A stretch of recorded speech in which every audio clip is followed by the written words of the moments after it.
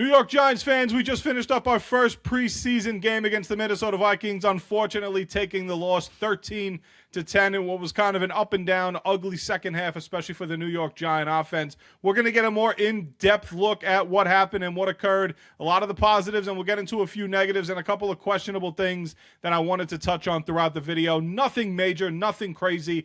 It's the preseason, so you want to focus a lot on more of the positives than the negatives. But if you guys are into New York Giant content, please share, like, and subscribe to this channel. We're going to be having nonstop New York Giants content coming up as the new John Harbaugh era has officially begun. Excited about him signing with the New York Giants as our new head coach. And now, finally, after all that, after all the offseason talk and all the excitement, finally coaching his first game in MetLife Stadium. We're going to get into all the stuff that occurred, guys. Share, like, subscribe to the channel. Hit the notification bell.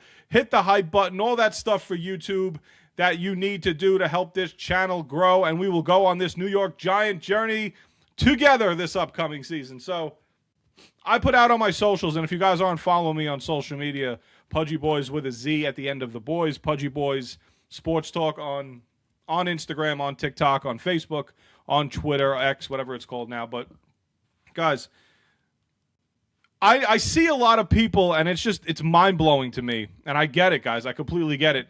You have high expectations for this Giant team, and some people have more tempered expectations. You want to keep yourself in the tampered line. Don't go above the line and start picking the Giants to go to the Super Bowl. And don't come down low just because the Giants had a little up and down preseason week one.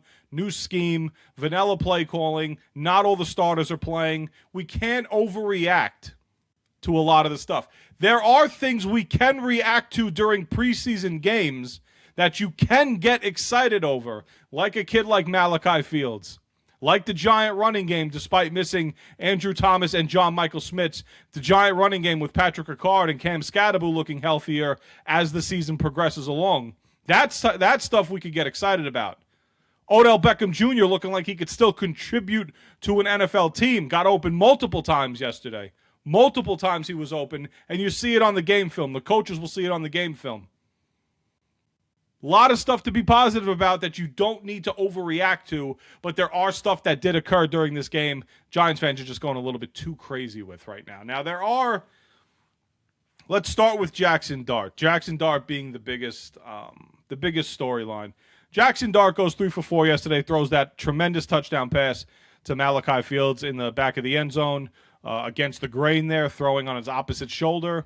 Love to see that from Jaxson Dart. That's the type of stuff, like, when people ask you, what do you want to see from Jaxson Dart this year, there's a lot of stuff that is just going to continue to occur, and it's those uncoachable things, man. You either have it or you don't have it. And like we said last year as Giants fans, looking back at all the film with Jaxson Dart, he has those intangibles, keeping the plays alive, extending plays, keeping his eyes downfield, those improvisational skills that you just can't coach some players with.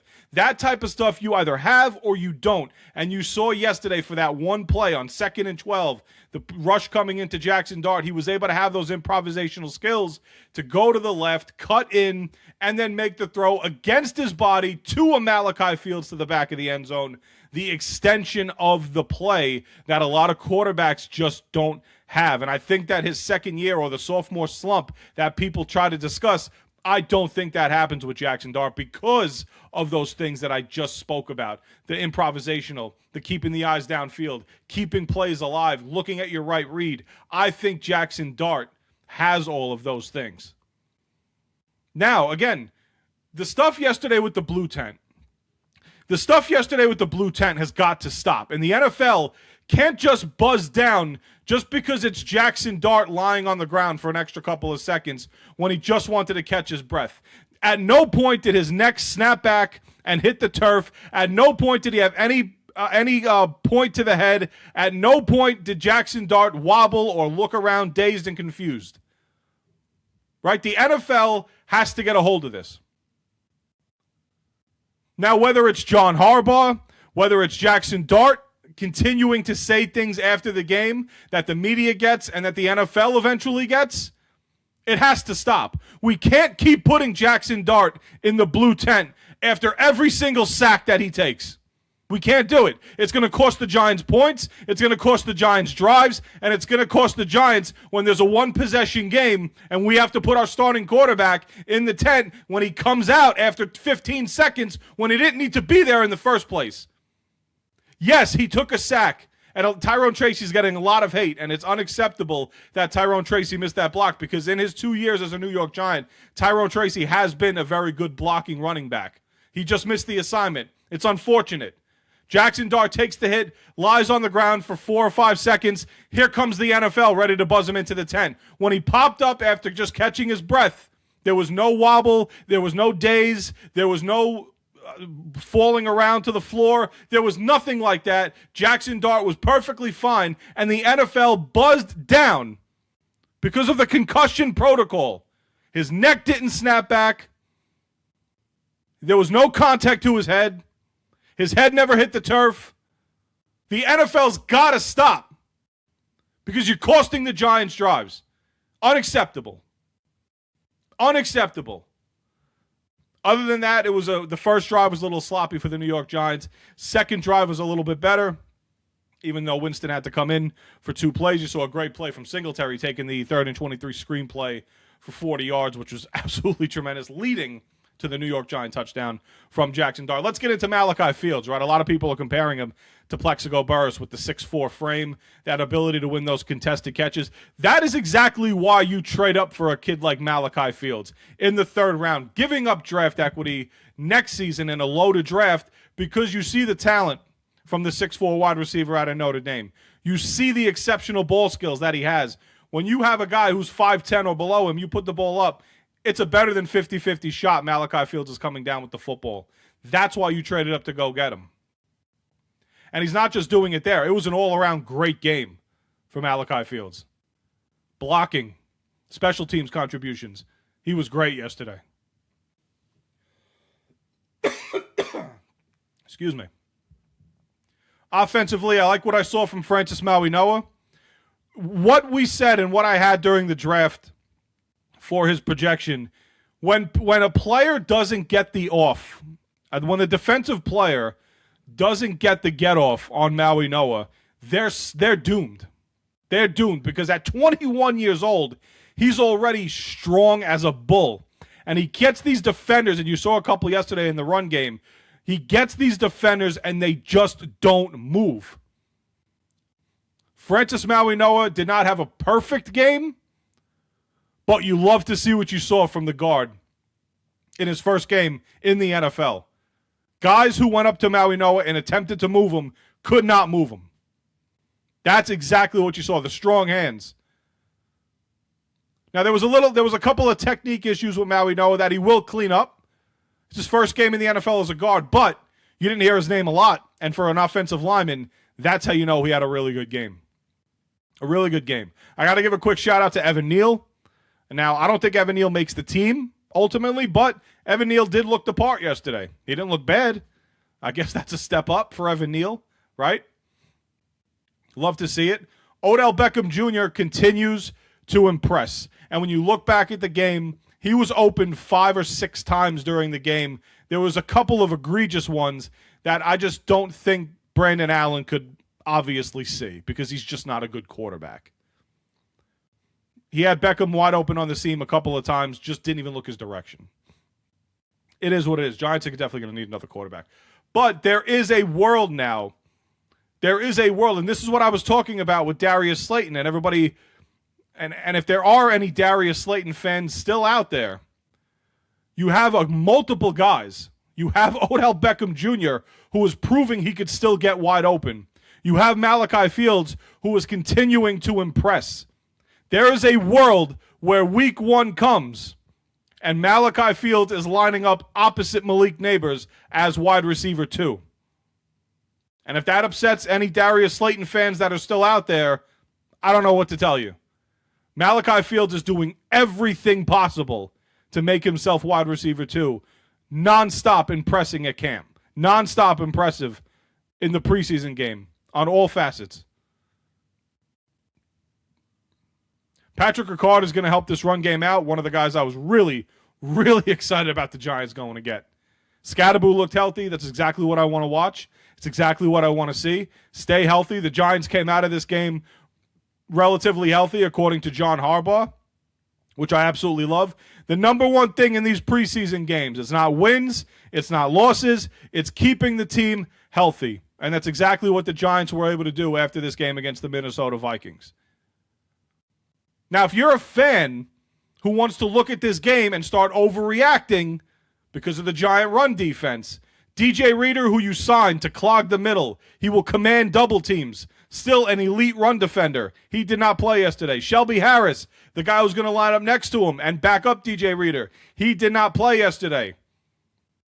I can't fully judge the run defense if I don't see the guys who are supposed to be playing on the field. Can't do it.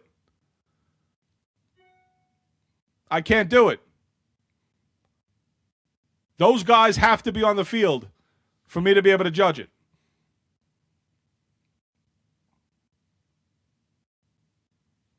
And DJ Reader will get the playing time soon. He'll be here. No reason to panic. You see on tape that you see on tape that Arvell Reese is going to be an absolute machine in this league. He has so much untapped skill set. Or you could see that Arvell Reese is going to be an absolute star in this league because the skill set at his age is already there on film. And there's still so much untapped skill at the next level for Arvell Reese. At his age, being able to line up against starting offensive linemen and move past them, sideline to sideline speed, the ability to become a stalwart when a running back runs into you and you just stop them dead in their tracks. Outstanding in run defense yesterday. He will be great in pass coverage, and they haven't even tried him on the defensive line yet. When he lines up at edge, and the best part about Arvell Reese, which I absolutely loved coming out of college, I think one of his better assets is rushing the passer, and he still hasn't been fully coached to do that yet. I think Arvell Reese is going to be a star in this league, an absolute star. Love what I saw from him yesterday, especially on special teams. His contributions, along with Malachi Fields on special teams, were great yesterday.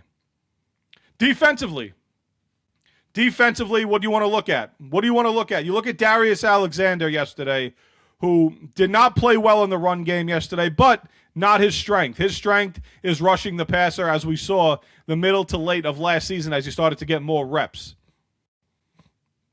And then Darius Alexander, who did have a sack yesterday, caused by one of my players of the game on defense, 6th-round linebacker out of BYU, Jack Kelly. If you guys remember the draft analysis and the scouting, I absolutely loved Jack Kelly coming out of BYU. Loved Jack Kelly coming out of BYU because the energy, he did everything on the field you could ask a linebacker to do, on top of being a team captain back-to-back years, on top of being able to rush the passer as an undersized linebacker, on top of being an outstanding tackler, a great contributor to special teams. Jack Kelly's going to be that, for lack of a better term, jack of all trades for the New York Giant defense and for the New York Giant special teams. He had an outstanding stand-up tackle at the goal line as well yesterday on 2nd and goal for the Vikings. Outstanding tackle.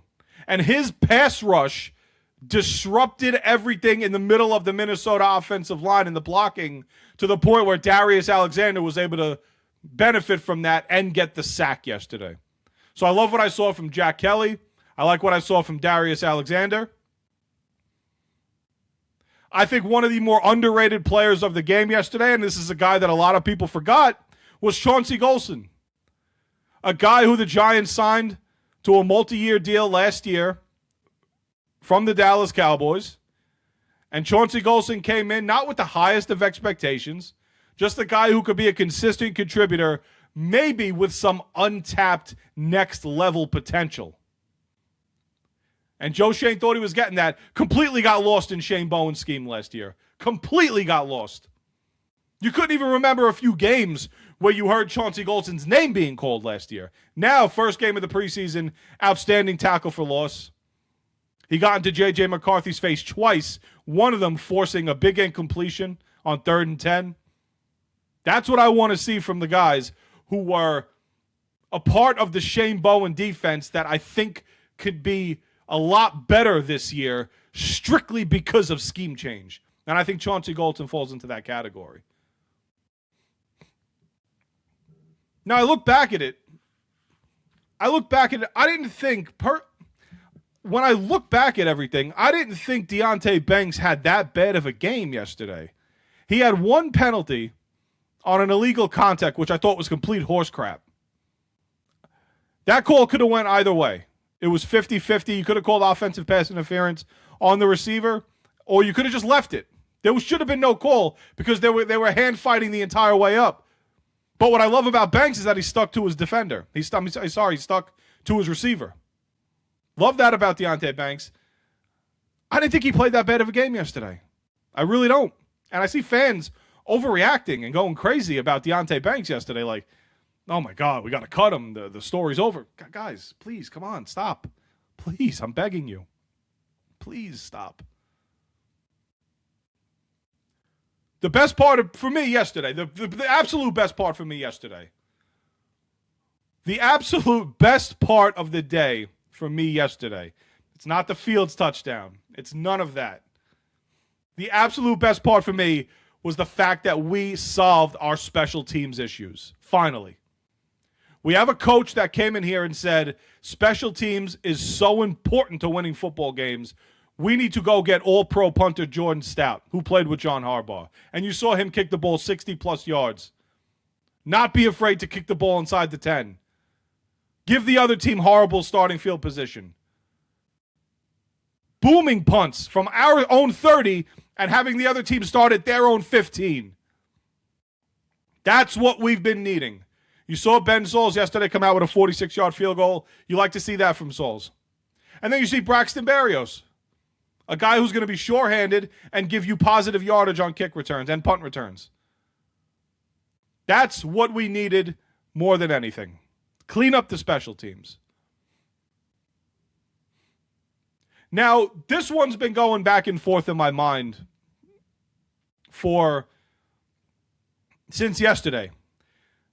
This one's been going back and forth in my mind regarding one John Harbaugh decision that I disagreed with, but I didn't see anybody ask him a question on it, so I don't know if we're ever going to get an answer on it.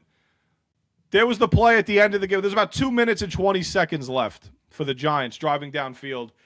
It would have been probably a 60-plus yard field goal, maybe between 59 and 62-yard field goal for your rookie kicker Dominic Zavada to try and tie the game. He was getting second-half kick duties. I, at the time, really would have loved if John Harbaugh sent out Zavada there to try and tie the game up at 13 apiece. Now, maybe I get the other point of you have Jordan Stout, you want to pin him down inside the 10, which the New York Giants were able to do, ultimately not being able to get the ball back. But in hindsight, yes, pinned him inside the 10, Giants couldn't get the ball back. I would have loved there, especially in a preseason game. Maybe you don't want to break the kid's confidence, but he's got the big leg. He could kick 60-plus. That's why you got him here. I would have liked to see Dominic Zavada attempt the 60, 61, 62-yarder to try and tie the game yesterday. Weather was fine. Not much wind. So maybe in the future or the next couple of preseason games, we could have Zavada get on the field, maybe in the first half of the Dolphin game or the first half of the Jet game, see what we got with him during actual game action. If you guys got this far, I know this was a long one, man. If I missed a couple of guys, comment down below who I missed. Love that the New York Giants are back. If you guys are loving the John Harbaugh era, it is far from over, guys. We are just getting started. Share, like, subscribe to the channel. Hit the notification bell. Hit the hype button. Hit all the buttons you have to press to get this channel to blow up because Giants season is here and we're all in this together. Thank you guys so much for watching. Follow me on all my socials. Pudgy Boys with a Z at the end of Boys. Pudgy Boys Sports Talk. Thank you guys for watching.